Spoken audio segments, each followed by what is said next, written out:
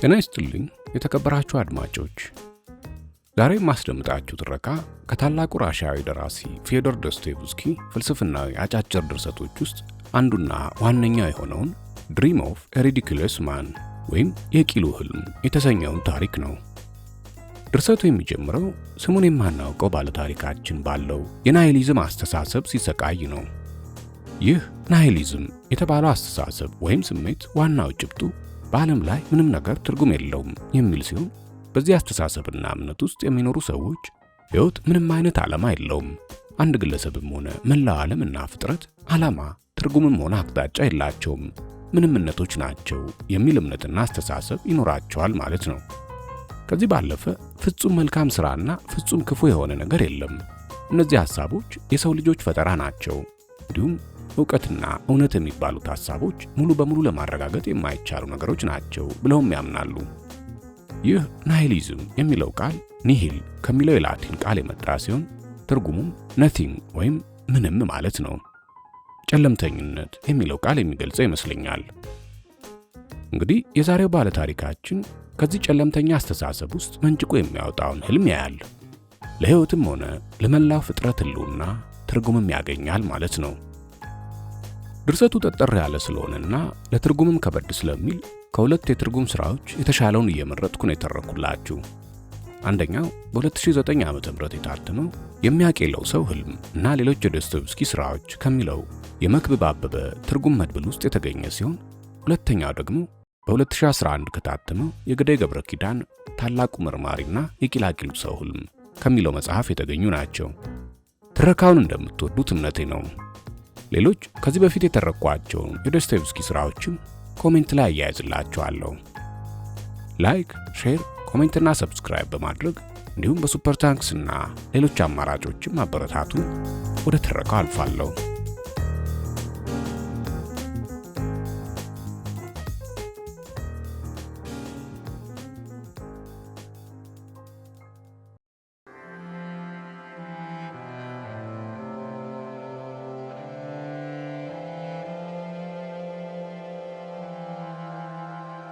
የቂላቂሉ ህልም። ደራሲ ፊዮዶር ዶስቶየቭስኪ፣ ተርጓሚዎች መክብብ አበበ እና ግዳይ ገብረ ኪዳን።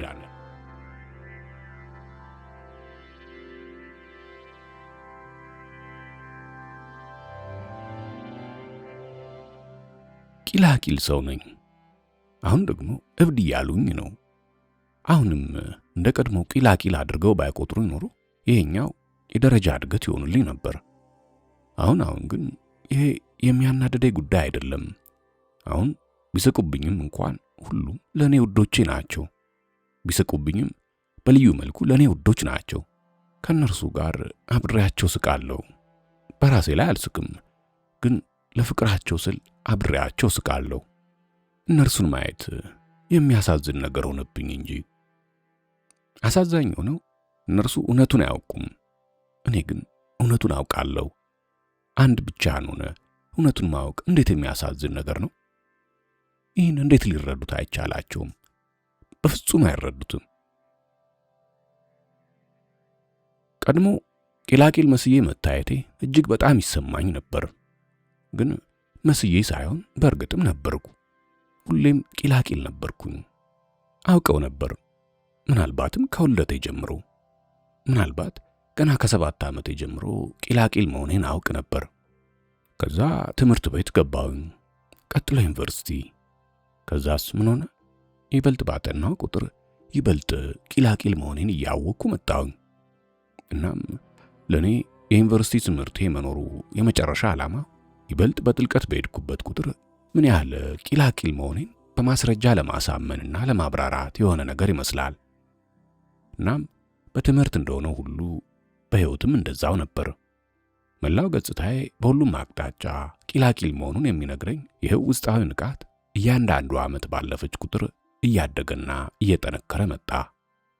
ሁሉም ሰው ሁሌም ያሾፍብኝ ነበር። ምድር ላይ ከራሴ በላይ ቂላቂልነቴን አሳምሮ የሚያውቅ ሰው አለመኖሩን ግን አንዳቸውም ቢሆኑ ሊገምቱት አይችሉም። ይህ ደግሞ ለኔ ከምንም በላይ የሚያበሳጨኝ ነገር ነበር። ይህን ሀቅ እነሱ አያውቁም። ለዚህ ደግሞ ተወቃሹ እኔው ራሴው ነኝ። በጣም ኩሩ ከመሆኔ የተነሳ ይህን ነገር ለማንም ቢሆን ለምንም ነገር ብዬ አልናዘዘውም። ይህ ኩራቴ በዓመታት ሂደት ውስጥ በውስጤ እያደገ መጣ።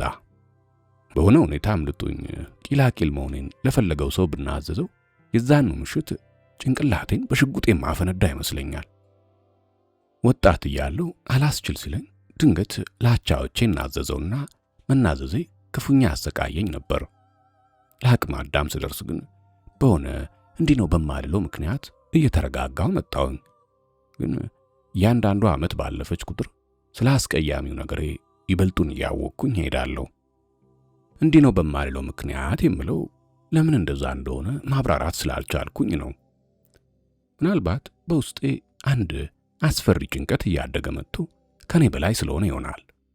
ማለትም በየትኛውም የምድር ክፍል ቢሆንም እንኳን ምንም ነገር ምንም ለውጥ አያመጣም የሚለው እምነት እየተቆጣጠረኝ ነበር። እንዲህ አይነት ነገር ከድሮ ጀምሮ ይታወቀኝ ነበር። ሙሉ ለሙሉ አምኜ የተቀበልኩት ግን አምና በሆነ መንስኤ እንደ ድንገት ነው። ዓለም ኖረ ወይም የትም ቦታ ምንም ባይኖር ለኔ ምንም ለውጥ አያመጣም የሚለው ስሜት እንደ ድንገት ተሰማኝ። በውስጤ ምንም የለም የሚለው ስሜት ይሰማኝና ከነመላ ህልውና ይታወቀኝ ጀመር። መጀመሪያ ላይ ከዚህ ቀደም ብዙ ነገር ነበር እያልኩኝ ደጋግሜ ያስብ ነበር። ከዛ ግን ከዚህ ቀደምም ቢሆን ምንም እንዳልነበረ ተረዳሁኝ። በሆነ ምክንያት የነበረ ይመስል ነበር። ቀስ በቀስ ለወደፊቱም ምንም ነገር እንደማይኖር እያመንኩ መጣሁ። ከዛ ድንገት በሰዎች መበሳጨቴን አቆምኩኝና መኖራቸውን ራሱ ለመርሳት ጥቂት ነበር የቀረኝ። ይህ በጥቃቅን ነገር ሳይቀር የሚገለጽ ነበር። ለምሳሌ በመንገድ ላይ ስጓዝ ከመንገደኞች ጋር እጋጫለሁ። በሐሳብ ተውጬ አይደለም እንደዛ የሚሆነው። ስለምን ላስብ እችላለሁ? የዛኔ ማሰብን ሙሉ በሙሉ አቁሜዋለሁ። ለኔ ምንም ለውጥ አልነበረውም። ደግሞ እንዲሆነው ጥያቄዎችን መልሼ ቢሆን ኖሮ ይህ ችግር ባልነበረውም። አንዲትም ጥያቄ አልመለስኩም። በርካታ ጥያቄዎች ነበሩ። ለኔ ግን ምንም ለውጥ አያመጣም። ጥያቄዎቹም የዛኔ አብረው ጠፉ። ከዚህ በኋላ ነው እውነቱን የደረስኩበት። እውነቱን ተረዳሁ። እውነቱን የተረዳሁት ባለፈው ኅዳር ነው። እንቅጩን ለመናገር ኅዳር 3 ላይ። ከዛች ጊዜ ጀምሮ እያንዳንዷን ቅጽበት አስታውሳለሁ። ቀፋፊ ጭልምልም ያለ ምሽት ነበር። ሊጨልም የሚችለውን ያህል ጨልሞ ነበር። በ4 እና በ5 ሰዓት መካከል ላይ ነው ወደ ቤቴ እየተመለስኩኝ ነበር። ከዚህ የባሰ የጨለመ ጊዜ ሊኖር አይችልም እያልኩኝ ሳስብ እንደነበር በሚገባ አስታውሳለሁ። በአካላዊውም ዓለም ቢሆን ማለቴ ነው። ቀኑ ሙሉ ሲዘንብ ነበር የዋለው። ከምንም ጊዜ በላይ እጅግ ብርዳማና ቀፋፊ ዝናብ ነበር። እንዲያውም ዝናቡ የሚያስፈራ ነበር። አስታውሰዋለሁ። ለሰዎች ሊታያቸው በሚችል ጥላቻ የሚወርድ ነበር። እንደ ድንገት ግን ማታ 5 ሰዓት ላይ አቆመና ርጥበታማ አየር ተካው። ሲዘንብ ከነበረው በላይ ርጥበታማና ብርዳማ ነበር እና ደግሞ እንደ እንፋሎት ያለው ትነት ከሁሉም ነገር ላይ ይወጣ ነበር። መንገድ ላይ ካለችው ከእያንዳንዷ የድንጋይ ንጣፍ፣ ከእያንዳንዷ መሻለኪያ ይወጣ ነበር። መንገድ ላይ ሆናችሁ አጮልቃችሁ እስከ ማዶ ብትመለከቱት ይታያል። ድንገት ሁሉም የጋዝ መብራቶቹ ቢጠፉ ይበልጥ አስደሳች ይሆን ነበር። የጋዝ መብራቶቹ ይበልጥ ልብን የሚያሳዝኑ ናቸው። ምክንያቱም የሚታየው ነገር ላይ ሁሉ ብርሃን ይለቁበታልና ስላሰብኩኝ። የዛኔ ራት የሚባል ነገር አልቀመስኩም። ሲመሻሽ ጀምሬ ከሆነ መሐንዲስ ሰው ቤት ነበር ተቀምጬ የነበርኩት። ሌሎች 2 ጓደኞቹም እዛው ተቀምጠው ነበር። ምንም አልተናገርኩም። እነሱም ያስጠላዋቸው አይነት ይመስሉ ነበር። ስለሆነ አወዛጋቢ ነገር እያወሩ መሃል ላይ ጨዋታቸው ሞቅ አለ። ግን ጉዳዩ ለነሱ ምንም ለውጥ አያመጣላቸውም፣ ይታወቀኛል። እንዲያም ሆኖ ተጋግለዋል። እንደ ድንገት ነገርኳቸው። ክቡራን፣ ለእናንተ ምንም ለውጥ አይሰጣችሁም አልኳቸው። ማንም አልተከፋብኝም። እንዲያውም ሁሉም ሳቁብኝ። ምክንያቱም ያለ ዘለፋ ስላልኩትና ደግሞ በቀላሉ ለኔ ምንም ለውጥ ስለማይሰጠኝ ነው። ለኔ ምንም ማለት እንዳልሆነ ማየት ይችላሉ። ይህም የሚገርም ነገር ሆኖባቸዋል። መንገዱ ላይ ስለ ጋዝ መብራቶቹ ሳስብ ቀና ብዬ ወደ ሰማይ ተመለከትኩኝ። ሰማዩ በሚከብድ ሁኔታ ጨለማ ነበር፣ ግን ደግሞ የተቦጫጨቁት ደመናዎችና በመካከላቸው መጨረሻ የሌላቸው ጥቁር ነጠብጣቦች ይታያሉ። እንደ ድንገት ከነጠብጣቦቹ በአንደኛው ላይ አንዲት ትንሽዬ ኮከብ አየሁኝና አተኩሬ መለከታት ጀመርኩ። ምክንያቱም ይቺ ትንሽዬ ኮከብ አንድ ሐሳብ ሰጠችኝ። የዛንን ምሽት ራሴን መግደል እንዳለብኝ ወሰንኩ። ከ2 ወራት በፊት ራሴን ለመግደል ቁርጥ ውሳኔ ላይ ደርሼ ስለነበር የዛኑ ቀን ድሃ እንደመሆኔ ድንቅ ፍሻ ላይ ሪቮልቨር ሽጉጥ ገዛውና ጥይት አጎረስኩት።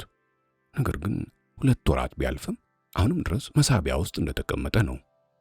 ለምን እንደሆነ ባላውቅም ይህን ለማድረግ ግድ የሚሰጠኝ አጋጣሚ አልነበረም። እናም ላለፉት 2 ወራት በየምሽቱ ወደ ቤት በመጣው ቁጥር ራሴን ለመግደል አስብ ነበር። ትክክለኛውን ጊዜ መጠበቁን ቀጥያለሁ። እናም አሁን ይቺ ትንሽዬ ኮከብ ሐሳቡን ሰጠችኝ። ያለምንም ክሽፈት በዚህኛው ምሽት መሆን እንዳለበት ወስኛለሁ። ኮከቧ እንዴት ሐሳቡን ሰጠችኝ አላውቅም። እናም ሰማዩን እየተመለከትኩ ሳለ የሆነች ትንሽ ልጅ ክንዴን ያዘችኝ። መንገዱ ላይ ሰው አልነበረም፣ ጭር ብሎ ነበር።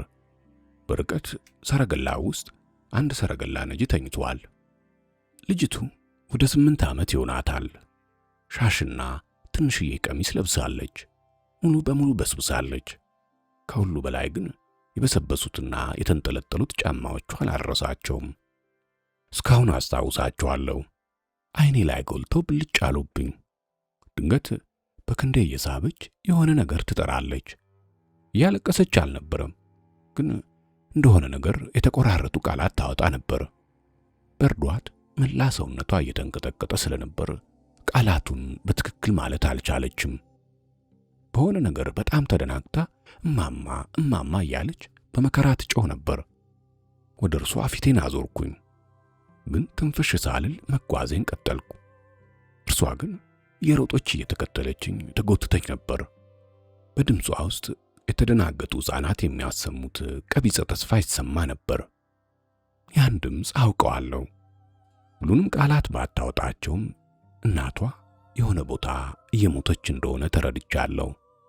ወይንም እዛ የሆነ ነገር ደርሶባቸው እሷ የድረሱልን ጥሪ ልታሰማ ነው የወጣችው፣ የሆነ ነገር አግኝታ እናቷን ለመርዳት። እኔ ግን ከእሷ ጋር አልሄድኩም። እንዲያውም በተቃራኒው የማባረር ሐሳብ መጥቶልኝ ነበር። መጀመሪያ ፖሊስ እንድትፈልግ ነገርኳት። ግን ድንገት እጆቿን አጣምራ እያለቀሰች እየተናነቃት ከጎኔ መሮጡን አልተው ብላ ትከተለኛለች። የዛኔ ነው መሬቱን በእግሬ እየመታ የጮኩባት። እርሷ ግን ጌታዬ ጌታዬ አለችና ድንገት ትታኝ መንገዱን አቆራርጣ መሮጥ ጀመረች። ሌላ መንገደኛ በዛ በኩል አይታ ከኔ ወደሱ በረረች። 5ኛ ፎቅ ላይ ወዳለው መኖሪያ ሄድኩኝ። ተከራይቼን የምኖረው የቤት ዕቃ የተሟላለት ክፍል ነው። ዝቅተኛና ትንሽዬ ክፍል ነው። ግማሽ ክብ መስኮቱ አግድም በሚወርደው ጣሪያ ብቅ ያለ ቆጥ ላይ ያለ ቤት ነው። እርጥበት የሚከላከል ሽፋን ያለው ሶፋ አለኝ። ጠረጴዛዬ ላይ መጽሐፍት አሉበት። የእጅ መደገፊያ ያለው ወንበር አለ። በጣም የድሮ ዘመን ነው፣ ግን የቮልቴር ስሪት አይነት ነው። ቁጭ አልኩኝና ሻማ በራው። ከዛም ማሰብ ጀመርኩ። በቀጣዩ በር በሌላ ክፍል ከማካፊያው ጀርባ የማያባራ ጫጫታ አለ። 2 ቀን ሆናቸው ሲንጫጩ። የአንድ ጡረታ የወጣ ሻምበል መኖሪያ ነው። እንግዶች ነበሩት። 6 ቀጫጫ ሰዎች ቮድካ ሲጠጡና ባረጁ ካርዶች ካርታ ሲጫወቱ ይውላሉ። ትናንት ምሽት ተጣልተው ነበር። ከነሱ 2ቱ በፀጉራቸው እየተጓተቱ በክፍሉ ውስጥ ሲሳሳቡ እንደነበር አውቃለሁ። አከራያችን ቅሬታዋን ለመግለጽ ፈልጋ ነበር፣ ግን ሻምበሉን አምርራ ነው የምትፈራው። እዚያው ወለል ላይ ወደዚህ መኖሪያ ቤት እንደመጡ ወዲያው የታመሙ 3 ልጆቿን ይዛ ወደ ፒተርስበርግ ለጉብኝት ሄደችና ክፍለ ጦሩ ውስጥ የምትሰራ ትንሽ ተከራይ ሴት ነበረች። እሷም ሆነች ልጆቿ መኮንኑን እንደ ሞት ይፈሩት ነበር። ሌሊቱን ኩርምት ብለው በፍርሃት እየተንቀጠቀጡ ነበር የሚያሳልፉት። ትንሹ ልጅ ከዚህ ፍርሃት የተነሳ የሚጥል በሽታ የሚመስል ነገር አጋጥሞታል። ይህ መኮንን በኔቭስኪ ሕግ ወደ ብሔራዊ አገልግሎት እንዳይልኩት ሰዎችን እያስቆመ ይለምናል። ነገር ግን እንግዳ በሆነ ሁኔታ ማለት ይቻላል። ይህን ሆን ብዬ ነው የምናገረው። ወሩን በሙሉ ይሄ የመኮንኑ ድርጊት አላናደደኝም። በእርግጥ ከመጀመሪያ ጀምሮ ከሱ ጋር ላለመተዋወቅ ስሞክር ነበር። እሱም የኔ ነገር ጨንቆት ነበር። ይሁንና ከግድግዳው ጀርባ በጣም መጫዋቸውም ሆነ ስንት ሰዎች እንዳሉ ማወቅ ፍጹም ግድ ሰጥቶኝ አያውቅም። ሌሊቱን ሙሉ ቁጭ ብዬ ሳድር በአጠቃላይ ስለረሳኋቸው አላዳምጣቸውም ነበር። ቀን ቀን ብቻ ነበር የማነበው። ሌላው ይቅርና አላስብም ነበር። የሆኑ ሐሳቦች በአእምሮዬ ውስጥ ወዲያ ወዲህ ይሉ ነበርና እንደፈለጉት እንዲሄዱና እንዲመጡ ፈቅጄላቸው ነበር። በየምሽቱ ሙሉ ሻማ በርቶ ያልቃል።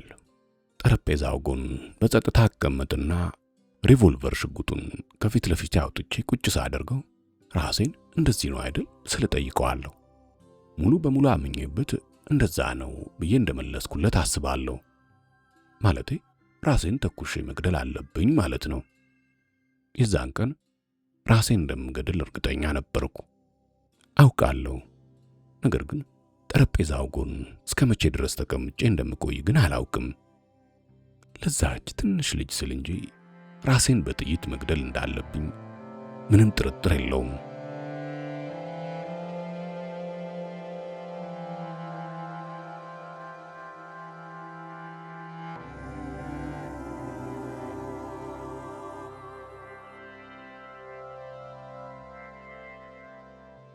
ታውቃላችሁ፣ ለኔ ምንም ለውጥ የማይሰጠኝ በሆነም እንኳን ለምሳሌ ስቃይ ግን ተሰምቶኛል። የሆነ ነገር ቢመታኝ ስቃይ ይሰማኛል። ከሞራል ማዕዘንም ስናየው እንደዛው ነው። የሆነ የሚያሳዝን ነገር ቢከሰት አዝናለሁ። ልክ ቀድሞ ለውጥ ይሰጠኝ በነበረ ጊዜ ሐዘን ሊሰማኝ እንደሚችለው ሁሉ አሁንም አዝናለሁ። የዛም ምሽት ደግሞ ሐዘኔታ ተሰምቶኛል። ያለ ጥርጥር ሕፃን ልጅ አግዝ ነበር። ታዲያ ለምንድን ነው ያችን ትንሽዬ ልጅ ያልረዳዋት? የዛኔ መጥቶልኝ በነበረ ሐሳብ ምክንያት ልጅቱ የጎተተችኝ በምትጠራኝ ጊዜ ድንገት ፊት ለፊቴ አንድ ጥያቄ ተደቀነ። መፍታቱም አቃተኝ። ጥያቄው የሚረባ አልነበረም፣ ግን አናደደኝ። ያናደደኝ የዛን ምሽት ራሴን ለመግደል በእርግጠኝነት ከወሰንኩኝ ከምን ጊዜም በላይ ለኔ ምንም ነገር ጉዳይ ሊሰጠኝ አይገባም ነበር በሚለው ድምዳሜ ምክንያት ነበር።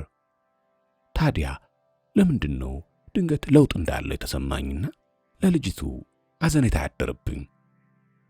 በጣም እንዳዘንኩላት አስታውሳለሁ። እንዲያውም ተሰምቶኝ የማያውቅ እንግዳ ስቃይ እስኪሰማኝ ድረስ ነበር ያዘንኩላት። በነበርኩበት ሁኔታ እንደዛ ሊሰማኝ መቻሉ ራሱ የሚደንቅ ነው። ይገርማል። የዛን የተሰማኝን የስሜት ብልጭታ በተሻለ ሁኔታ መግለጽ ይሳነኛል። ስሜቱ ግን ቤት ድረስ አልተወኝም። ጠረጴዛዬ ጎን ስቀመጥም አለ። ለረጅም ጊዜ ተናድጄ የማላውቀውን ያህል ነበር የተናደድኩት። ምክንያት በምክንያት ላይ ተደራረበ።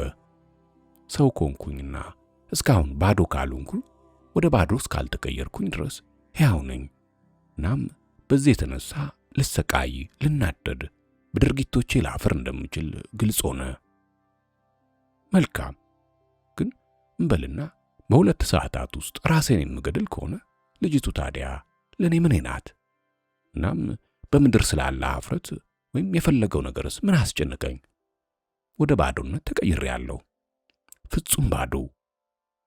አሁን ሙሉ ለሙሉ ህልውና የሚያበቃለት ስለሚሆንና በዚህም ምክንያት የሚቀር ነገር የማይኖር መሆኑ ለልጅቱ ሊያድርብኝ በሚችለው የሐዘኔታ ስሜት ላይ ወይንም ባሳየሁት ጭካኔ የሚሰማኝ ኀፍረት ላይ ምንም አይነት ተጽዕኖ ማድረግ አለመቻሉ ስለተገለጸልኝ ይሁን እግሬን ምድር ላይ እያላጋው ያቺ ምስኪን ልጅ ላይ እየጮኩ በአውሬ ድምፅ ስናገራት ለራሴ የሰጠሁት ምክንያት ምንም አይነት ሐዘኔታ ብቻ ሳይሆን የማይሰማኝ የሆነ ኢሰብአዊነት የተላበሰ ክፋት ብሰራም አሁን እያደረግኩት እንዳለሁት ማድረጉ ይቻለኛል። ምክንያቱም በ2 ሰዓታት ውስጥ ሁሉም ነገር ይጠፋል የሚል ነበር። በዚህ ምክንያት ነበር የጮኩት ብል ታምናላችሁ? እንደዛ እንደሆነ አሁን ሙሉ ለሙሉ አምንበታለሁ። ሕይወትና ዓለም በእኔ የሚወሰኑ መስሎ በግልጽ ተሰማኝ። እንዲያውም ዓለም ለእኔ ብቻ የተፈጠረች መስሎ ተሰምቶኝ እንደነበር አድርጎ ሌላ ሰው ሊገልጸው ይችላል። ራሴ ላይ ተኩሳለሁ። ከዛም ዓለም የሚባል ነገር አይኖርም፣ ቢያንስ ለእኔ። እንዲያውም ምናልባትም ከኔ በኋላ ለማንም ቢሆን ዓለም ላይኖር ይችል ይሆናል። ንቃተ ህሊና የጠፋ ጊዜ መላው ዓለም አብሮ ይጠፋል፣ እንደ መንፈስ። ልክ የኔ ንቃተ ህሊና ቅጥያ እንደሆነ ነገር ለአንዴና ለመጨረሻ ጊዜ ይጠፋል። ይህኔ ይህ ዓለምና እነዚህ ሰዎች በሙሉ እኔ ራሴ ብቻ ሊሆኑ ይችላሉ። ቁጭ ብዬ በማስብበት ወቅት እየተገተለተሉ የመጡትን እነዚህን አዳዲስ ጥያቄዎች ፍጹም አዲስ በሆነና በተለየ መንገድ ማሰብ እንደጀመርኩ አስታውሳለሁ። ለምሳሌ ድንገት የሆነ ሐሳብ መጣልኝ።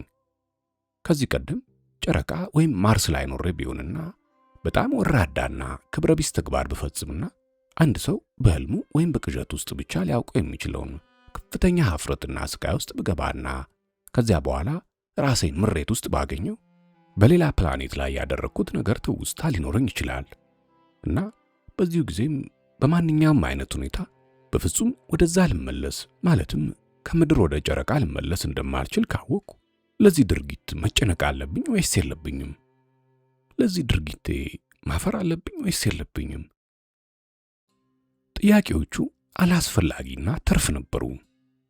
ሽጉጡ ፊት ለፊቴ ተቀምጧልና ነገሩ እንደሚሆንም በውስጤ ሙሉ በሙሉ አውቀው ነበር። ግን ጥያቄዎቹ አነሳሱኝ። እየተናደድኩ መጣሁ። አሁን በቅድሚያ በሆነ ነገር አንድ ልባት ላይ ሳልደርስ መሞት የማይቻለኝ ሆንኩ። ባጭሩ ይቺ ልጅ አዳነችኝ። ምክንያቱም በጥያቄዎቹ የተነሳ መተኮሱን ለሌላ ጊዜ አሸጋገርኩት። በዚህን ጊዜ የሻምበሉ ጫጫታ ረግበው ነበር። የካርታ ጨዋታቸውን ጨርሰው ለመተኛት እየተሰናዱ ነበር።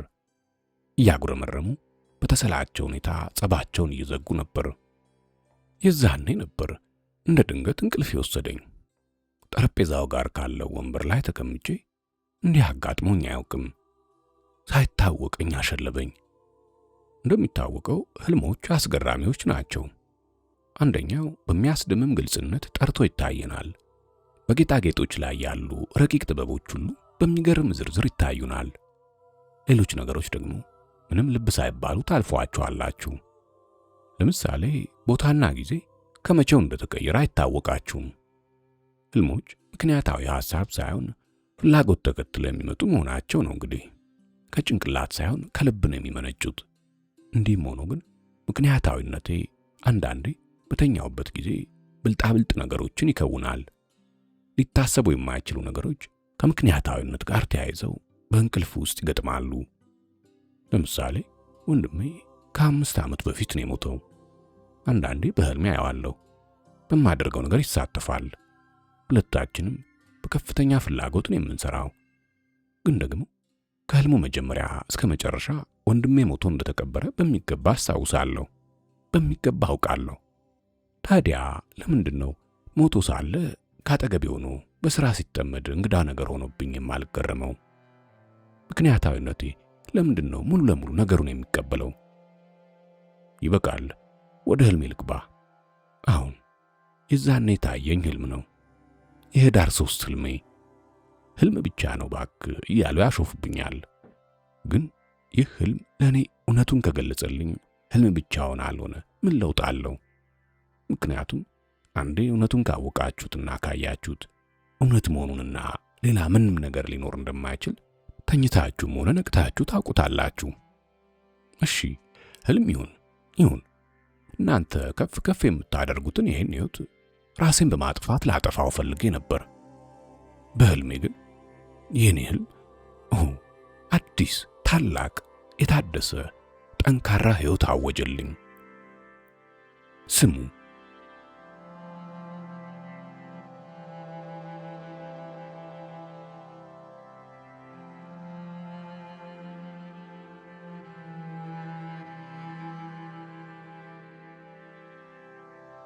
ሳይታወቀኝ አሸለበኝ ብያለሁ። የጀመርኳቸውን ጉዳዮች ማስተንተኑ ደግሞ በዛው ቀጥያለሁ።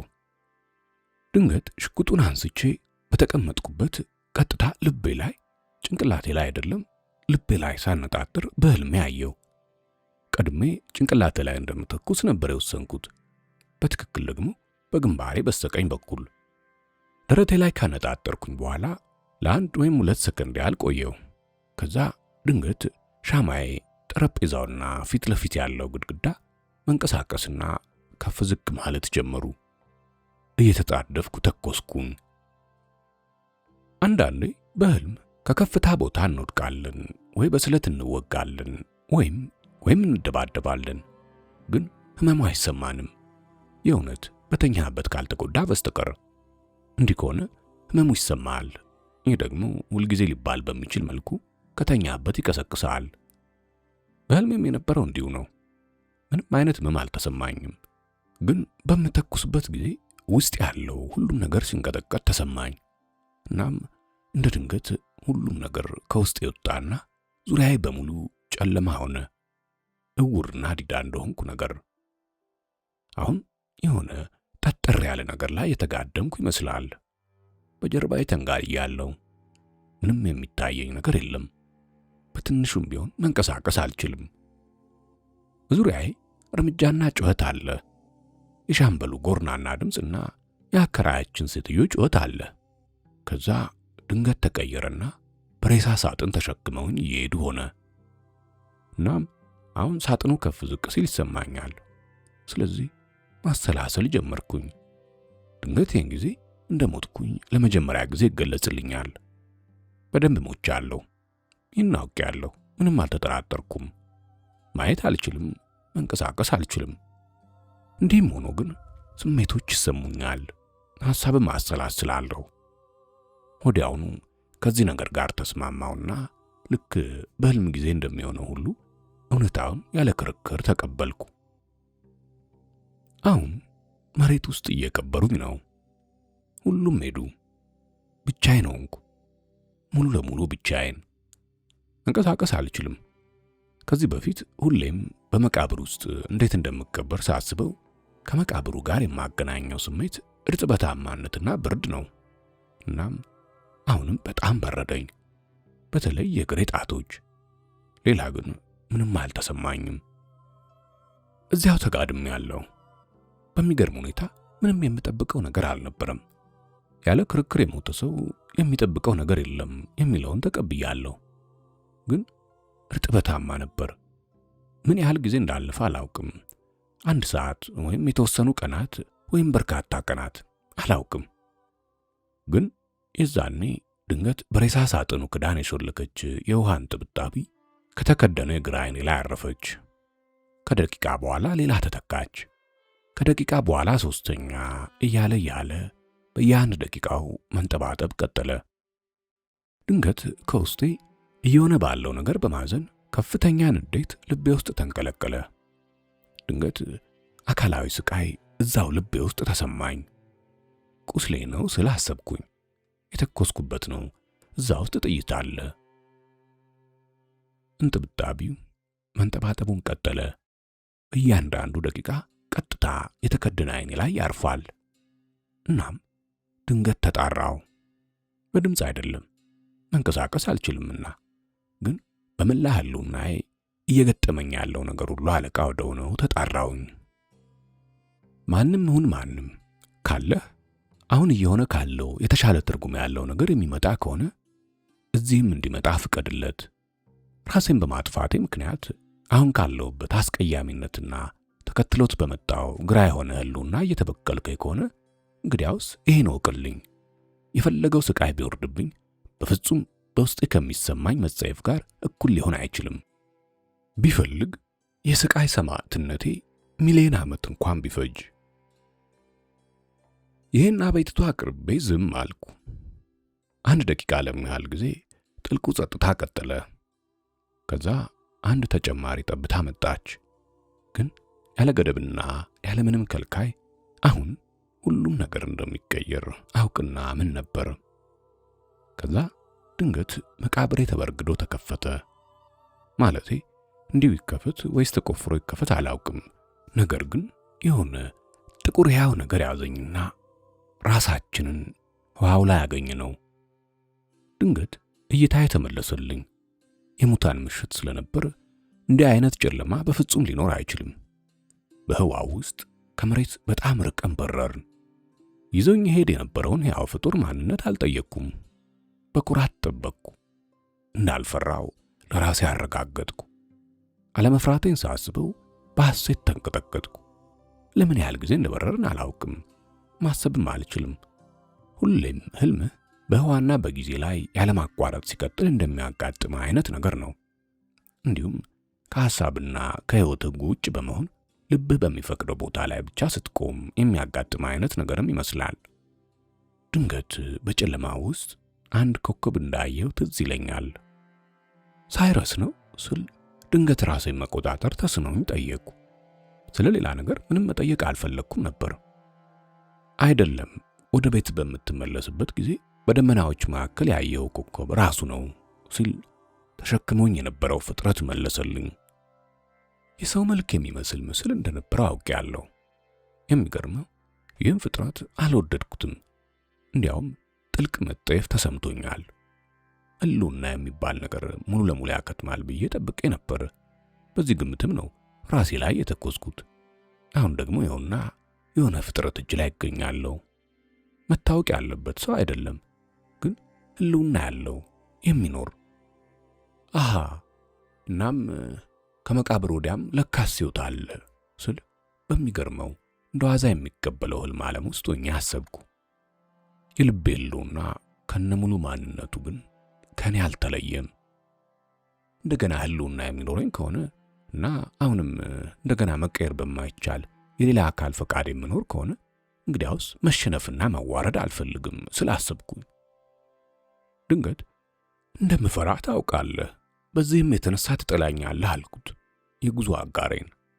ይህን በውስጡ ኑዛዜ ያዘን አዋራጅ ጥያቄ ለራሴ መያዝ አቅቶኝ ውርደቴ ልቤ ላይ በመርፌ እንደተወጋ አይነት ሆኖ ተሰማኝ።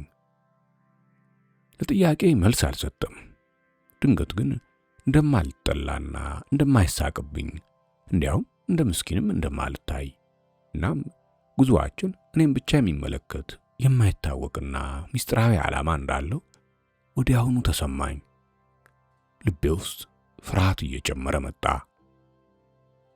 አብሮኝ ከሚጓዘው ዝምተኛ ሕያው ፍጡር ጋር በጸጥታና ስቃይ በተሞላበት ሁኔታ ግንኙነት ፈጠርኩና አጠቃላይ ማንነቴን በስቶ ታለፈ።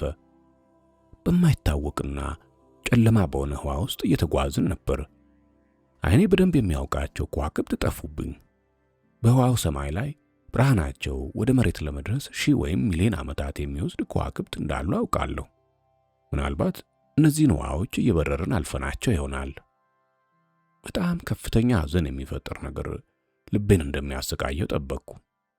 እናም ወዲያውኑ ውስጤን በጥልቀት በሚያማስለው የተለመደ ስሜት ተንቀጠቀጥኩ። ድንገት የሆነ በጣም የማውቀው አይነት ስሜት ጥሪ ነቀነቀኝ። ድንገት የኛን ፀሐይ አየኋት። የኛን መሬት ያስገኘችው የኛው ፀሐይ ልትሆን እንደማትችልና ከኛዋ ፀሐይ ከእስከ በማይባል ርቀት እንዳለን አውቃለሁ። ግን በሆነ ምክንያት ልክ ከኛ ፀሐይ ጋር አንድ አይነት የሆነች የእሷ ግልባጭና ሁለተኛዋ ነች ብዬ በመላ ማንነቴ አመንኩኝ። ደስ የሚል የስሜት ጥሪ በነፍሴ ውስጥ አቃጨለ። የብርሃን ቱባ ኃይል ለእኔ ሕይወት የሰጠው ብርሃን በልቤ አስተጋባና ዳግም ህልወት ዘራበት። እናም ሕይወት ዳግም ተሰማኝ። ከቀብሬ በኋላ ለመጀመሪያ ጊዜ ያለፈው ሕይወት ተሰማኝ። ግን ፀሐይ ከሆነ ይህ ልክ እንደኛው አይነት ፀሐይ ከሆነ መሬት የታለች ስል ጮክ ብዬ ጠየቁ። አጋሬም በጨለማ ውስጥ እንደ ከበረ አረንጓዴ ድንጋይ የምታበራ ትንሽዬ ኮከብ ጠቆመኝ። በቀጥታ ስንከንፍ ወደ እርሷ ሄድን። በዚህ ሁለንታ ማለትም ዩኒቨርስ እንዲህ ያሉ ቅጆች የእውነት ይኖራሉ? እውነት የተፈጥሮ ሕግ እንደዛ ነው? እዛ የሚታየው ምድር ከሆነ ከኛ ምድር ጋር አንድ ነው? ፍጹም አንድ፣ ያልታደለ ድሃ ግን ደግሞ ውድና ሁሌም የሚፈቀር ምስጋና ቢስ የሆኑት ልጆቿም ቢሆኑ ርኅራኄ ያለው መውደድ እንዲሰማቸው እንደምታነሳሳው ምድር ነው። ትቻት ለመጣሁት ምድር ማፈን በማይቻል በሚፈነድቅ ፍቅር እየተነቀነቅኩ ጮክ ብዬ ተናገርኩኝ። ያሳዘንኳት ምስኪንየዋ ትንሽ ልጅ ምስል ከፊቴ ብልጭ ብሎ አለፈ። ሁሉንም ታያለህ ሲል አጋሬ መለሰልኝ። ቃላቶች ውስጥ የሆነ የሐዘኔታ ድምፅ ነበረው። አሁን ግን ብዙም ሳንቆይ ወደዛች ዓለም እየቀረብን ነበር። ዓይኔ እያየ ስንጠጋ እየገዘፈ መጣ። አሁን ውቅያኖሶቹን የአውሮፓን ቅርጽ ማየት እንደጀመርኩ ድንገት እንግዳ የሆነ አንድ ታላቅ ቅዱስ ቅናት ልቤ ውስጥ ተንቀለቀለ። እንዴት እንዲህ ያለ ግልባጭ ሊኖር ቻለ? እናስ ደግሞ ምን ሊሆን? እኔ ምስጋና ቢሱ ልቤ ላይ ተኩሼ ሕይወቴን ሳጠፋ የፈሰሰው የደሜ ድፍን የተውኩባት ምድርን ብቻ ነው የማፈቅረው፣ ማፍቀር የምችለው። በፍጹም ያቺ ምድር ማፍቀር አላቆምኩም። የዛም ምሽት እየተለየዋት እያለሁም ቢሆን እንዲያውም የዛኔ ከምን ጊዜም በላይ በሚያሰቃይ ሁኔታ ይበልጥ አፍቅሪያት ይሆናል። በዚህ አዲስ ምድር ላይ ስቃይ አለ። በእኛ ምድር የእውነት ልናፈቅር የምንችለው ከስቃይ ጋርና በስቃይ ብቻ ነው። ከዚህ ውጪ ማፍቀር አንችልም። ሌላ ፍቅርም አናውቅም። መሰቃየት እሻለሁ ለማፍቀር ስል።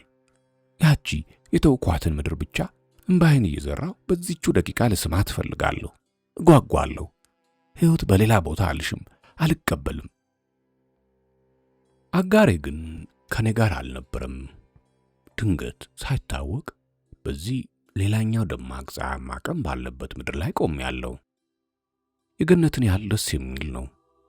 በእኛ ምድር ላይ የግሪክ ደሴቶች ከምንላቸው ባንዳቸው ወይም ከደሴቶቹ አጎራባች ካለው ዋናው ግዛት የባህር ዳርቻ ላይ የቆምኩ ይመስላል። የተረጋጋው እንደ አረንጓዴ የከበረ ድንጋይ መልክ ያለው ውቅያኖስ ዳርቻዎቹ ጋር በዝግታ እየተላተመ በፍቅር ይስማቸዋል። ግልጽ የሚታይ ሆን ብሎ የሆነ የሚመስል ረዣዥም የሚያማምሩ ዛፎች ከቅንጦታማ አበቦቻቸውና የማይቆጠሩ ቅጠሎቻቸው ጋር ቆመዋል። በለስላሳ የተጋረደ ድምፃቸው የፍቅር ቃላት እንደማውጣት ባለ አግባብ ሰላምታ እንደሰጡኝ አምኛለሁ። ሳሩ ደማቅና ደስ የሚል መዓዛ ባላቸው አበቦች ያበራል። በአየሩ ላይ የወፎች ስብስቦች ወዲህና ወዲያ ይበራሉ። እናም እኔን አንዳችም ሳይፈሩ ትከሻዬና እጆቼ ላይ ያረፉ በውዶቹና በሚርገበገቡት ክንፎቻቸው ደስታ ይመቱኛል። በመጨረሻም የዛች ደስተኛ ምድር ሰዎችን ማየትና ማወቅ ቻልኩ። ራሳቸው ናቸው ወደ እኔ የመጡት። በዙሪያዬ ተሰብስበው ይስሙኛል። የፀሐይ ልጆች፣ የእነርሱ ፀሐይ ልጆች እንዴት ውቦች እንደነበሩ! በሰው ልጆች ላይ በምድር እንዲህ ያለ ውበት አይቼ አላውቅም። ምናልባት በልጆቻችን በመጀመሪያ ዓመቶቻቸው ላይ እንዲህ ያለ ውበት ጭላንጭሉን በሩቁና ደግሞ በስሱ ሊገኙባቸው ይችላል። የእነዚህ ደስተኛ ሰዎች አይኖች በንጹህ ድምቀት ያበራሉ። ፊቶቻቸው አመዛዛኝነትንና ከመንፈሳዊ እርካታ የደረሰ ንቃተ ህሊና የመሰለ ነገር ይንጸባረቅባቸዋል። እንዲህም ሆኖ ግን ፊቶቹ በሳቅ የተሞሉ ነበሩ። በእነዚህ ሰዎች ቃላቶችና ድምፅ ውስጥ የሕፃናት ፍንደቃ የመሰለ ነገር አለው። በአንዴ ፊታቸውን ለመጀመሪያ ጊዜ ሳየው ሁሉ ነገር ተገለጸልኝ። ሁሉም ነገር። ይህ በመጀመሪያው ኃጢአት በገባነው ውድቀት ያልቆሸሸ ምድር ነበር። እዚህ የሚኖሩት ሰዎች ኃጢአት አልሰሩም። በሰው ልጆች አፈ ታሪክ እንደምናውቀው የወደቁት አባቶቻችን ይኖሩበት እንደነበረው አይነት ገነት ውስጥ እየኖሩ ነው። ልዩነቱ ይሄኛው ምድር በሁሉም ቦታ አንድ አይነትና ሁሉም ቦታ ገነት መሆኑ ነው። እኚህ ሰዎች በደስታ እየሳቁ በዙሪያዬ ተሰብስበው ይዳብሱኝ ጀመር። ከእነርሱ ጋር ወሰዱኝ። እያንዳንዳቸውም እኔ ቀለል እንዲለኝ ማድረግ ይፈልጋሉ። ስለምንም ነገር አልጠየቁኝም። ለእኔ ግን ሁሉንም ነገር ቀድሞ ያወቁና ስቃዩን ከገጽታዬ ላይ በፍጥነት ማጽዳት የፈለጉ መስሎ ነበር የተሰማኝ።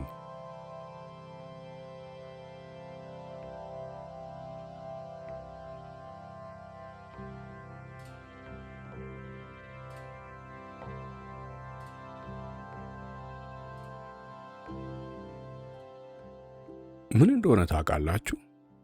ጥሩ።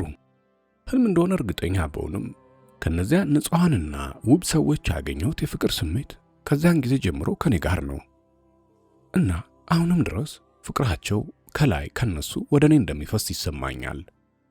እኔ ራሴ ስላየኋቸው ስለማውቃቸው አምኛለሁ።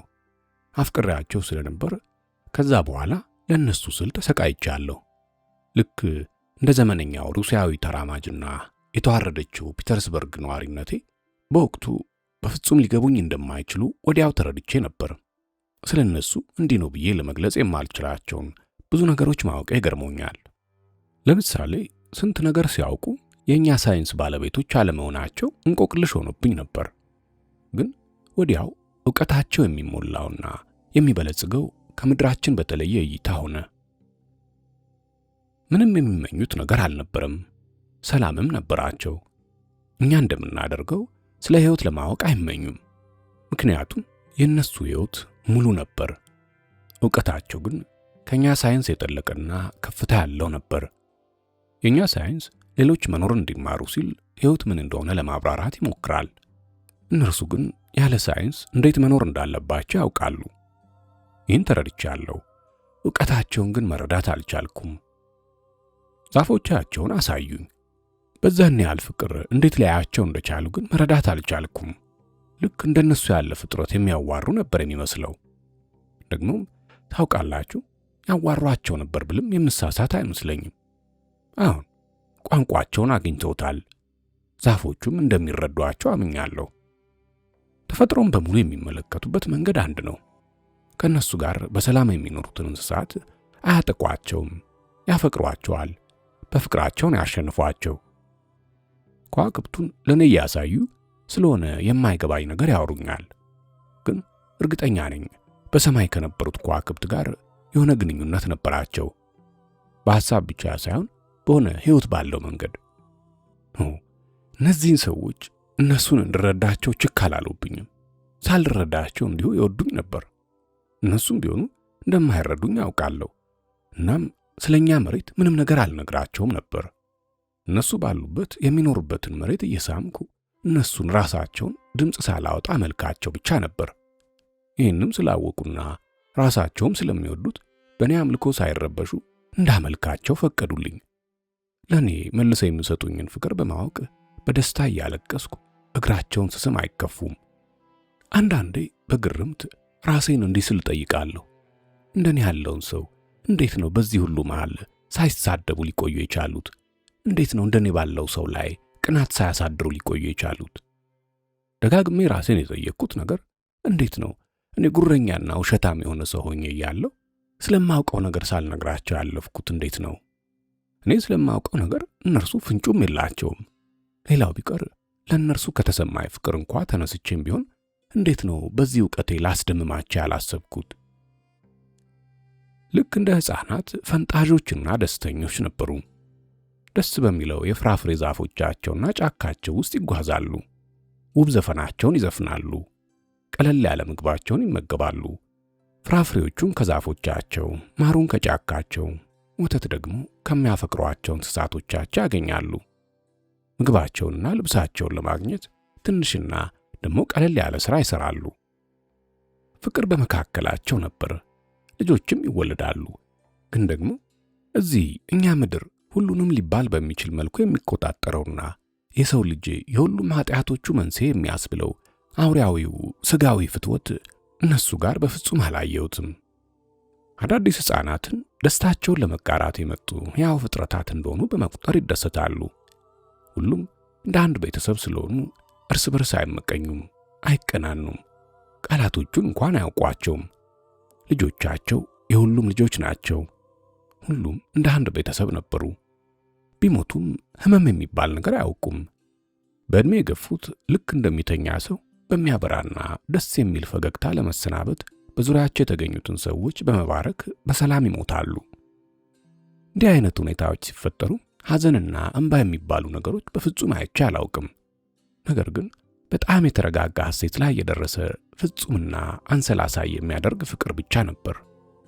ማንም ሰው ከተለያቸው ከሞት በኋላ እንደሚገናኙና ምድራዊ ኅብረታቸው በሞት ምክንያት በአጭሩ እንደማይቋረጥ ሊያስብ ይችላል።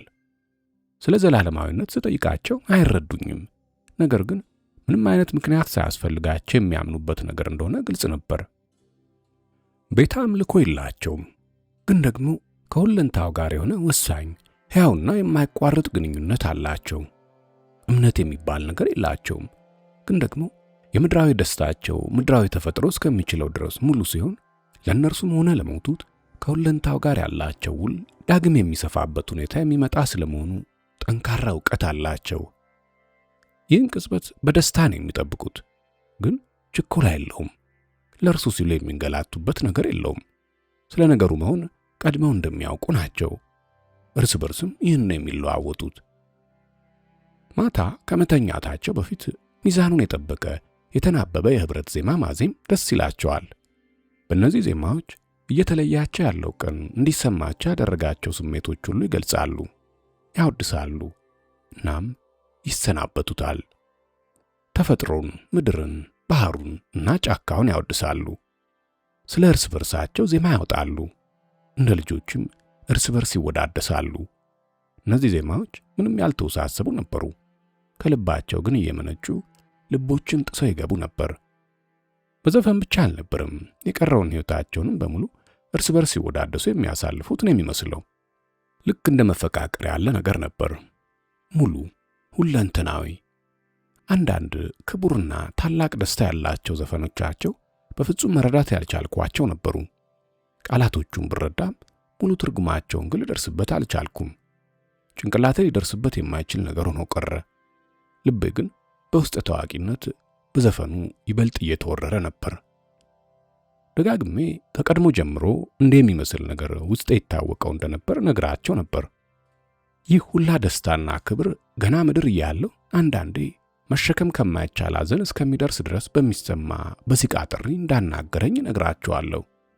ስለ እነርሱና ስለ ክብራቸው በልቦናዬ ህልሞችና በጭንቅላቴ ቅዠቶች ቀድሞውኑ አውቃቸው እንደነበረ ብዙ ጊዜ በእኛ ምድር ላይ ፀሐይ በምትጠልቅበት ጊዜ ስመለከት እምባዬን መቆጣጠር እንደሚሳነኝ ነገርኳቸው። በእኛ ምድር ላይ ያሉ ሰዎችን በመጠላበት ጊዜ ጥላቻዬ በስቃይ እየታጀበ እንደነበረ፣ ለምን ከፍቅር ውጭ ሆኜ ልጥላቸው እንዳልቻልኩኝ፣ እነርሱን ይቅር አለ ማለት ለምን እንደሚያቅተኝ፣ ለእነርሱ ባለኝ ፍቅር ውስጥ ለምን ስቃይ እንዳለው ሳወራቸው ያዳምጡኝ ነበር። እኔም ስለምን እያወራሁኝ እንዳለ በፍጹም ሊገባቸው እንዳልቻለ ይታየኝ ነበር። ግን ደግሞ ስለ ነገሩ እነርሱን በማዋራቴ አልቆጭም። ትቻቸው ለመጣኋቸው ያለኝ የስቃይ ስሜት ክብደት ምን ያህል እንደሆነ እንደተረዱ ታውቂያለሁ። አሁን ፍቅር በተሰራጨባቸው ውድ አይኖቻቸው በሚያዩኝ ጊዜ፣ እነርሱ በሚኖሩበት ጊዜ፣ የኔም ልብ እንደ እነርሱ ንጹሕና ሐቀኛ ስትሆን በሚሰማኝ ጊዜ እነርሱን መረዳት አለመቻሌ አልቆጨኝም። ሕይወት ሙሉ የመሆኗ ስሜት ትንፋሽ እንዲያጥረኝ አደረገኝ። በዝምታም እነርሱን አመለክኳቸው። አሁን ሁሉም ሰው በፊቴ እንደሚስቅብኝና ይህም የተናገርኩትን አይነት ዝርዝር ጉዳይ በሕልም ማየት እንደማይቻል ያረጋግጥልኛል። እኔ ብቻ ያለምኩት ወይም በቅዠት ውስጥ በነበርኩበት ወቅት የተሰማኝን ስሜት ስነቃ ዝርዝሩ እንደተናገርኩት ያረጋግጥልኛል። ስነግራቸው ምናልባት የእውነትም እንደዛ ላይሆን ይችላል። አምላኬ፣ ስነግራቸው እንዴት በሳቅ እንዳውካኩ፣ እንዴት እንደሳቁ። በዚህ ሕልም የተሰማኝ ስሜት ብቻ ሙሉ በሙሉ አጥልቅልቆኝ እንደነበር ጥያቄ የለውም። በደማው የልቤ ቁስልም የቀረው ብቸኛው ነገር እሱ ነው። የሕልሜ ተጨባጮቹ ምስሎችና ቅርጾች፣ ማለትም በማለምበት ጊዜ የእውን ያየኋቸው ነገሮች ሙሉነትን በሚገርም ስምረት የያዙ ነበሩ። የሚገርሙ አማላዮችና ውቦች ነበሩ። እውነት ከመሆናቸው የተነሳ በምነቃበት ጊዜ በእኛ ደካማ ቃላቶች ቅርጽ መስጠት አለመቻሌ የሚያጠያይቅ ነገር አይደለም። እናም ከጭንቅላቴ ተፍቀው እንደጠፉ የሆኑ መሰለኝ። በኋላ ላይ ሳይታወቀኝ ዝርዝሩን ራሴው ለመፍጠር የተገደድኩ ይመስለኛል። እንዲህ ሳደርግ እንደማወላግደው ጥያቄ የለውም። በተለይ ደግሞ እንደምንም ብዬ በቶሎ ልነግራቸው ከውስጤ ጥልቅ ስሜት ስላለ በመቸኮል የተነሳ የባሰውኑ አበላሸዋለሁ። ግን ደግሞ እንዴት ብዬ ነው ያ ሁሉ ነገር እውን የሆነ ነው ብዬ የማላምነው? ደግሞ እንዲያውም እኔ የተናገርኩት ካለሁት በሽጥፍ የተሻለ የበራና ይበልጥ አስደሳች የነበረ ቢሆንስ? ሕልም ሊሆን ይችላል። ግን አልሆንም ሊባል አይችልም። እንዲያው ሚስጥር ነግራችኋለሁ። ምናልባት ህልም ላይሆንም ይችላል። የሆነ ነገር ሆኗላ። በጣም አስከፊ የሆነ ነገር ከመሆኑ የተነሳ በህልምም ቢሆን እንኳን ይታያል ተብሎ የማይገመት ነገር ነው። ህልሜ ከልቤ ነው የመነጨው እንበል። ግን ልቤ ብቻውን እንዲህ ያለ ተከትሎ የመጣውን አስከፊ እውነታ የማመንጨት አቅም ሊኖረው ይችላል? እንዴት እኔ እንዲህ ያለ ነገር በልቤ መፍጠር ወይም ማሰብ እችላለሁ? ዋጋ ቢሱ ልቤና ጸጉር ሰንጣቂና የማይረባው ጭንቅላቴ እንዲህ ያለ የእውነታ መገለጥ የማመንጨት አቅም ሊኖራቸው ይችላል? ራሳችሁ ፍረዱኝ። ከዚህ ቀደም ዋሽቻችሁ ነበር። አሁን ግን እውነቱን ነግራችኋለሁ። እውነታው ያለው ሁሉንም አበላሸቴ ላይ ነው።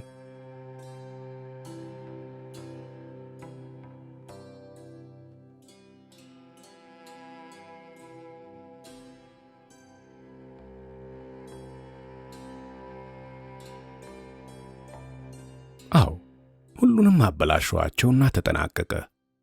እንዴት እንደተፈጠረ አላውቅም፣ ነገር ግን በደንብ አስታውሰዋለሁ። ህልሙ 1000 ዓመታትን ነግዶ ሄዷል።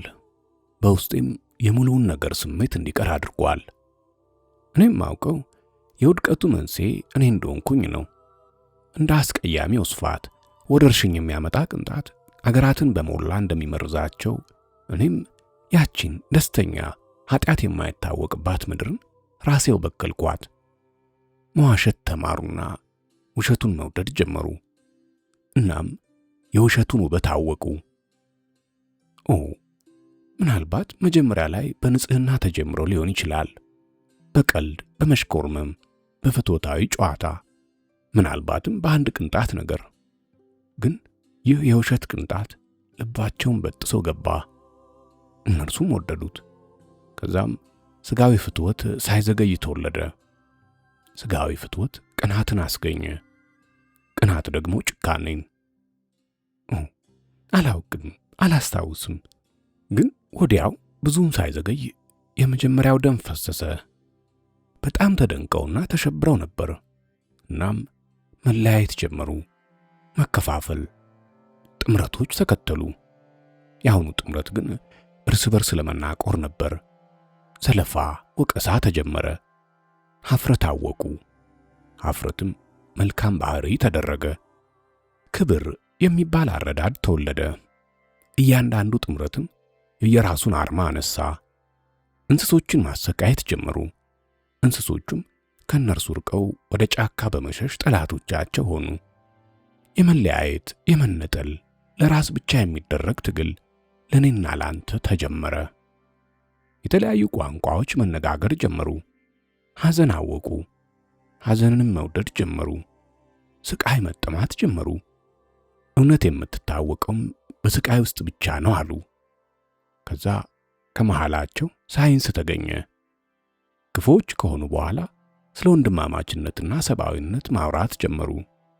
እነዚህን ሐሳቦችም መረዳት ቻሉ። ወንጀለኞች ከሆኑ በኋላ ፍትህን ፈጠሩና ፍትህን ለማቅናት በርካታ ደንቦች አረቀቁ። ደንቦቹን ደግሞ ማንም እንዳይጥሳቸው የሞት ቅጣት ማስፈጸሚያ መሳሪያዎችን አቆሙ። የጠፋባቸውን ነገር ብዙም አያስታውሱትም። እንዲያውም በአንድ ወቅት ንጹሕና ደስተኛ እንደነበሩም እንኳን ማመን አይፈልጉም። እንዲያውም ቀድሞ ደስታ ሊኖር ይችል ነበር በሚለው ነገርም ቢሆን የሚቀልዱበትና ህልም ነው የሚሉት ነገር ሆኗል። ቅርጽና ምስል ባለው መልኩ እንኳን ቢሆንም ሊያስቡት አይቻላቸውም። ግን እንግዳ የሆነውና የሚደንቀው ነገር ቀድሞ በነበራቸው ደስታ ያላቸውን እምነት ሙሉ በሙሉ አጥተውና ተረት ተረት ነው ብለውት ዳግም ንጹሕና ደስተኛ መሆንን ተመኝተው እንደገና እንደ ሕፃናት ለውስጣቸው ፍላጎት ተንበረከኩ። ፍላጎታቸውን አመለኩ። ቤተ አምልኮዎች ሰርተው ለራሳቸው ፈጠራ፣ ለራሳቸው ፍላጎት መጸለይ ጀመሩ። ይህን ሁሉ የሚያደርጉት እውን ሊሆን እንደማይችልና ተግባራዊነት የሌለው እንደሆነ እያመኑ ነው። ግን ደግሞ በእንባ ተሞልተው መውደዳቸውንና አምልኳቸውን ያደርጋሉ። እንዲህም ሆኖ ወደ ጠፋባቸው ንጹሕና ደስተኛው ናቴ መመለስ የሚችሉ ቢሆኑ ኖሮ ወይንም የሆነ ወገን ድንገት ዳግም ቢያሳያቸውና መመለስ ይፈልጉ እንደሆነ ጥያቄ ቢያቀርብላቸው በእርግጠኝነት አይቀበሉትም። እንዲህ እያሉ ይመልሱልኝ ነበር። አታላዮች፣ ክፉዎችና ኢፍትሐውያን መሆናችን ቅቡል ነው። እናውቀዋለን፣ እናነባበታለንም። በዚህም የተነሳ ራሳችንን እናሰቃያለን። እንዲያውም ስሙን ከማናውቀውና እኛን ከሚዳኘን ምሕረት ከተሞላው ዳኛችን ከሚቀጣም በላይ ራሳችንን እናሰቃያለን፣ እንቀጣለን። ግን ሳይንስ አለን። በዚህ ተጠቅመን እውነትን ዳግም እናገኛታለን። የዚህን ጊዜ ግን የምንቀበላት በንቃት ሆነን ይሆናል። ዕውቀት ከስሜቶች በላይ ነው። ሕይወትን ማወቅ ከራሱ ከሕይወት ይበልጣል። የደስተኛነትን ሕጎች ማወቅም ከደስተኛነት በላይ ነው። አንድ ሰው እንዲህ አይነት ነገሮችን ከተናገረ በኋላ ከማንም በላይ ራሱን መውደድ ይጀምራል። እርግጥ ከዚህ ውጪ ምንም ማድረግ አይችሉም። በራሳቸው የማንነት መብቶች ላይ በመቅናት እነዚህን መብቶች በሌሎች ላይ በአጭሩ ለማስቀረትና ለማጥፋት የቻሉትን ሁሉ ያደርጋሉ። ይህንንም የሕይወታቸው ዋና ጉዳይ አድርገውታል። ከዚያም ባርነት ተከትሎ መጣ። በፈቃደኝነት ላይ የተመሰረተ ባርነት ሳይቀር ተከሰተ። ደካሞቹ በፈቃዳቸው ለጠንካሮቹ ይንበረከካሉ። እንዲህ የሚያደርጉት ከእነርሱም የደከሙትን ለመጨፍለቅ እንዲረዷቸው ብለው ነው። ከመካከላቸው ጻድቆች ተገኙ። እነዚህ ጻድቆች ወደ ሰዎቹ እየሄዱ እያነቡ ስለ ትዕቢታቸው፣ ልክና ስምረት ስለማጣታቸው፣ ኀፍረት የሚባል ነገር ስላለማወቃቸው ይነግሯቸዋል። ከዛ መሳለቂያ ይሆናሉ ወይንም በድንጋይ ይወገራሉ።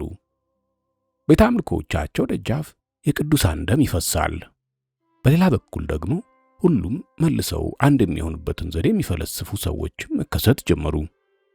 የእነዚህ ሰዎች ሐሳብ ሁሉም ሰው ራሱን ከሌሎች በላይ መውደዱን ሳይተው የሌሎች እንቅፋት የማይሆንበትን መንገድና በዚህም መሰረት ስምረት ያለው ህብረተሰብ እንዲኖር ማስቻል ነው። በዚህ ሐሳብ የተነሳ ጦርነት ተቀሰቀሰ።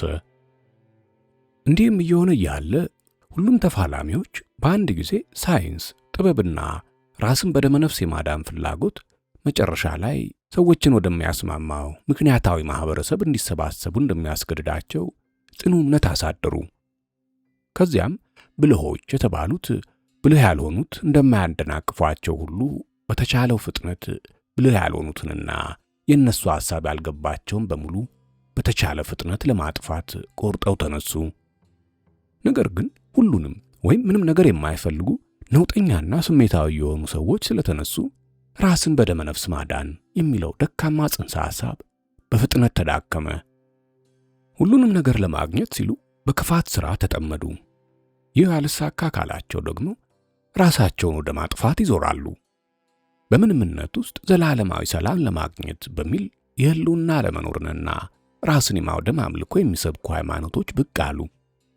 በመጨረሻም እነዚህ ሰዎች ትርጉም አልባ የሆነ ልፋት ይታክታቸው ጀመር። ፊታቸው ላይም ስቃይ መነበብ ጀመረ። እናም እነዚህ ሰዎች ስቃይ ውብ ነው፣ ምክንያቱም ሐሳብ ያለው በስቃይ ውስጥ ብቻ ነው ብለው አወጁ። በዜማቸው ስቃይን አዜሙ። አለቀ በቃ። ሁሌም ሐዘንና መከራን እወድ ነበር። ነገር ግን በራሴ ላይ ብቻ እንድደርስ ነበር የምፈልገው። ስላሳዘኑኝ ግን ለነሱም አለቀስኩ። በተስፋ መቁረጥ እጆቼን ወደ እነሱ ዘርግቼ እንዲበላሹ፣ እንዲበከሉና እንዲዋሹ በማድረጌ ራሴን ተጠያቂ አድርጌ ራሴን በመናቅ ረገምኩት። ይሄ ሁሉ የኔና የኔ ሥራ እንደሆነ ነገርኳቸው። እንዲሰቅሉኝ ተመኘው። መስቀል እንዴት እንደሚሰራ አስተማርኳቸው። ራሴን መግደል አልችልም፣ ጥንካሬው የለኝም። በእነሱ እጅ መሰቃየት ግን ፈለግኩ። መሰቃየት ናፈቀኝ።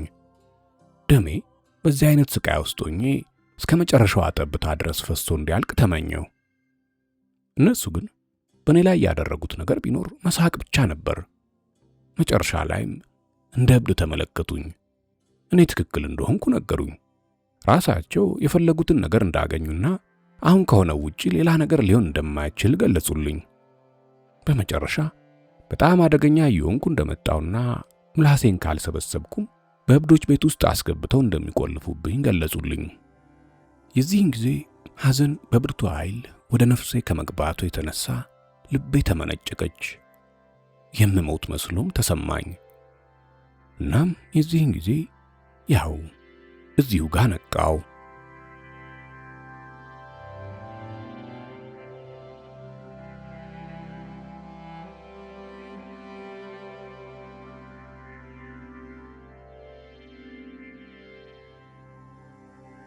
ነግቶ ነበር። ወደ 12 ሰዓት ገደማ ቢሆንም ፀሐይ ግን አልወጣችም። እዛው ባለመደገፊያ ወንበሬ ላይ እንደተቀመጥኩ ነበር። ሻማዬ በርቶ አልቋል። በሻለቃው ቤት ውስጥ ሁሉም ሰው ተኝቷል። በመኖሪያ ወለላችን ላይ አልፎ አልፎ ካልሆነ በስተቀር እምብዛም የማይገኘው ጸጥታ ዙሪያ ገባውን ሰፍኗል። ምንም እንኳ በጣም ተራ የሆነ ጉዳይ ቢሆንም እንዲህ አይነት ጉዳይ አጋጥሞን ስለማያውቅ መጀመሪያ ያደረግኩት ነገር ቢኖር በአግራሞት ከመቀመጫዬ ዘልዬ መነሳት ነበር። ለምሳሌ በባለመደገፊያ ወንበሬ ላይ ፈጽሞ እንቅልፍ ወስዶኝ አያውቅም።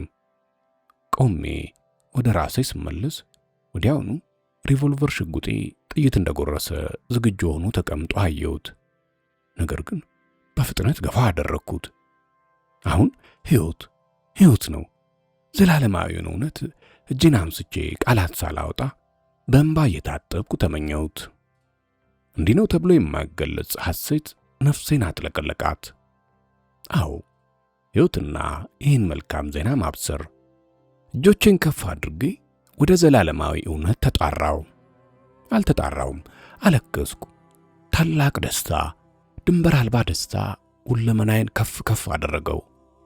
አሁን ሕይወት እና ስብከት መስበክ እንዳለብኝ የዛችኑ ቅጽበት ላይ ነው የወሰንኩት። ለተቀረው የሕይወት ዘመኔ በሙሉ ማለት ነው። ለሰብክ እየወጣሁ ነው። መስበክ እፈልጋለሁ። ግን ምን? እውነቱን አይቼዋለሁና፣ በራሴው ዓይኖች አይቼዋለሁና፣ ታላቅነቱን ሁሉ አይቼዋለሁ። እናም ከዛን ጊዜ ጀምሮ ይሄው እሰብካለሁ። በተጨማሪም ከሁሉም ከተቀሩት ሰዎች በላይ የሚስቁብኝን አፈቅራቸዋለሁ። ለምን እንዲህ እንደሆነ አላውቅም፣ ማብራራትም አልችልም። ግን እንዲህ ነው። ካሁኑ ማደናገር ጀምረሃል ይላሉ። ገና ካሁኑ ከተደናገረብኝ በኋላ ምን ሊሆን ነው? የታወቀው እውነት አሁን መደናገር ጀምሬያለሁ። ምናልባትም ለወደፊቱ ይብስ ይሆናል። እንዴት መስበክ እንዳለብኝ በአግባቡ እስከማውቅ ድረስ ማለትም በምን አይነት ቃላትና በምን አይነት ተግባር መጠቀም እንዳለብኝ እስከማውቅ ድረስ ለተወሰኑ ጊዜያት መደናገር አይቀርም። ምክንያቱም ማድረጉ ቀላል ነገር አይደለም። ካሁኑም ቢሆን እንደ ቀን በርቶ ይታየኛል። ግን ስሙኝ እስኪ፣ የማይደናገር ሰው አለ እንዴ? ሁሉም ግን ወደ አንድና አንድ አይነት ነገር ነው የሚጓዘው። ቢያንስ ሁሉም ለአንድና አንድ አይነት ነገር ነው የሚተጋው። ከአስተዋዩ እስከ ዘራፊው መንገዱ ይለያያል እንጂ። ይህ የኑሮ እውነት ነው። ምክንያቱም እውነትን አይቻለሁ። ሰዎች ምድር ላይ የመኖር ችሎታቸውን ሳያጡ ውብና ደስተኛ መሆን እንደሚችሉ አይቻለሁ፣ አውቃለሁ። ክፋት የሰዎች ቋሚ ሁናቴ ነው ብዬ አላምንም፣ ማምንም አልችልም። የሚስቁብኝም በዚህች እምነቴ ነው። ግን እንዴት አለማመን እችላለሁ? እውነትን አይቻለሁ። ጭንቅላቴ አይደለም የፈጠረው፣ አይቼዋለሁ። ያው ምስሉም ለሁል ጊዜ በሚሆን መልኩ ነፍሴን ሞልቷታል። ሰዎች የራሳቸው ሊያደርጉት አይቻላቸውም ብዬ ማመን አልችልም። ምክንያቱም በሚደነቅ ሙሉነት ተሳክቶ አይቼዋለሁ። እናም እንዴት ልደናገር እችላለሁ? ሊጠፋብኝ ይችላል፣ ከአንዴም ለተደጋጋሚ ጊዜ። የሌሎችን ሰዎች ቃላት ተጠቅሜም ልናገር ይችል ይሆናል። ለረጅም ጊዜ ግን አይሆንም። ያየሁት ሕያው ምስል ሁሌም ከኔ ጋር ይሆናል። ሁሌም ቢሆን እያረመ ይመራኛል። ጠንካራ ነኝ፣ ትኩስ ነኝ፣ እየሄድኩኝ ነው፣ ለሺህ ዓመታትም ቢሆን። ታውቃላችሁ፣ መጀመሪያ ላይ ሁሉንም እንደበደልኳቸው ለመደበቅ ፈልጌ ነበር። ያ ግን ስህተት ነበር፣ ገና ከጅምሩ የመጀመሪያው ስህተት። እውነት ግን እየዋሸህ ነው ስትል ሹክ አለችኝና ጠብቃ መራችኝ። ገነትን እንዴት ነው የምናዋቅረው? አላውቅም፣ ምክንያቱም በቃላት ለመግለጽ አልችለውምና። ከህልሜ በኋላ ቃላት ጠፉብኝ። ቢያንስ ዋናዎቹ ቃላት፣ ከሁሉም አስፈላጊዎቹ ቃላት። ይሁን ግን እሄዳለሁ፣ ሳይደክመኝ ማውራቱንም እቀጥላለሁ። ምክንያቱም ምንም ቢሆን በዓይኔ ነው ያየሁት፣ ምንም እንኳን ያየሁትን መግለጽ ቢያቅተኝም። አሽዋፊዎቹ ግን የማይረዱት ነገር ይህ ነው። ሕልም አይቶ ነው ይላሉ። የቀን ቅዠት፣ የተሳከረ ምናብ። አይ አውቀውልኛል ማለት ነው። እንዴት እንደሚኮፈሱ ደግሞ። ሕልም ምንድን ነው? ሕይወታችን ሕልም አይደለም። ተጨማሪም እናገራለሁ። በፍጹም እውነት አይሁን። ገነት የሚባል ነገርም አይኖሩ። ይህን ልረዳ እችላለሁ።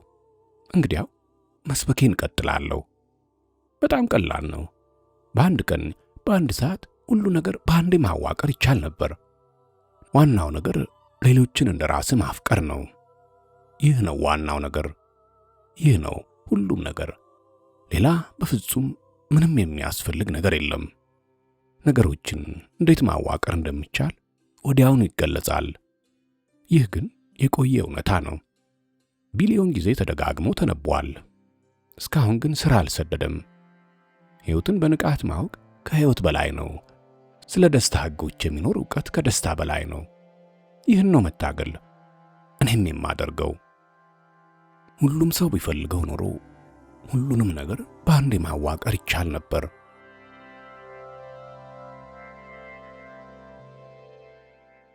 ያችን ትንሽዬ ልጅ አፈላልጌ አገኘኋት። እናም እቀጥላለሁ።